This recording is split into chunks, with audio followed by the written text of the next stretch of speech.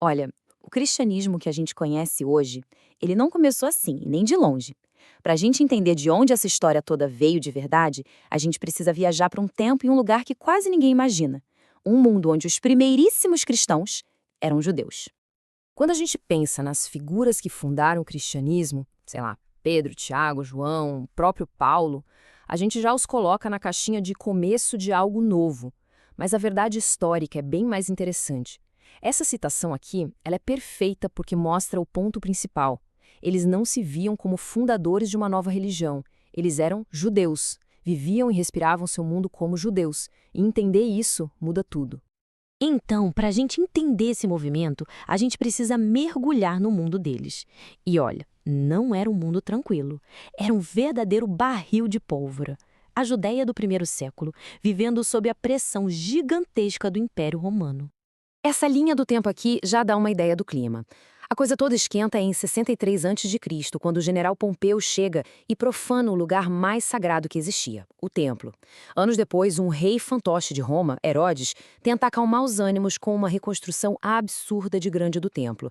Mas não adiantou. Em 6 depois de Cristo, Roma bota o pé na porta e assume o controle direto. A Judéia vira uma província romana.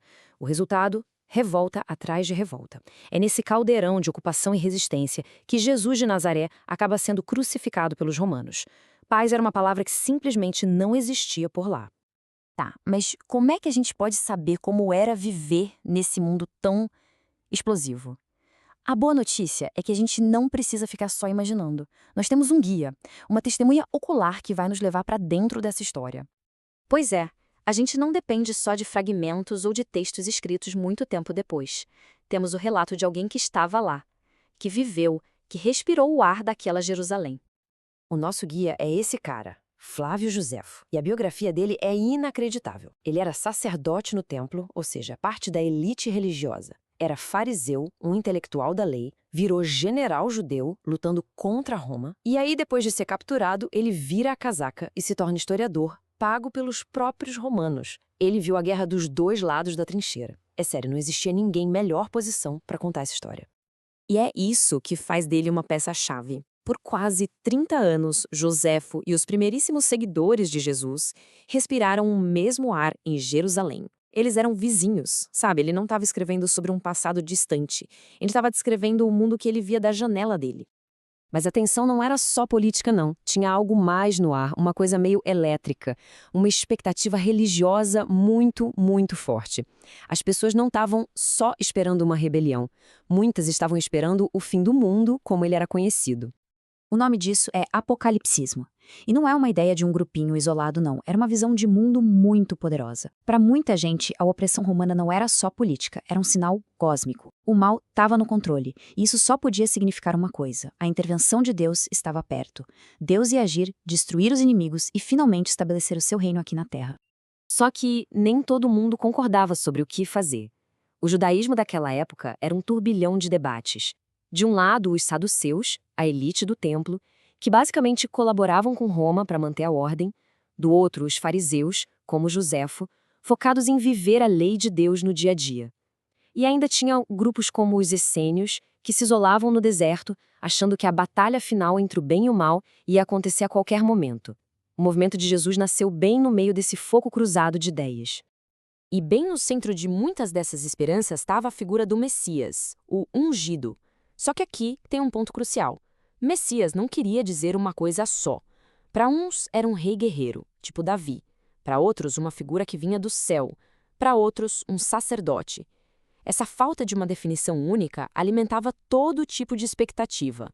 E isso nos leva direto para o problema central que o movimento de Jesus enfrentou logo depois da crucificação. Eles tinham uma crença muito, muito específica sobre o futuro próximo. Uma crença que seria colocada à prova. A crença principal dos primeiros seguidores era essa: o tempo estava acabando.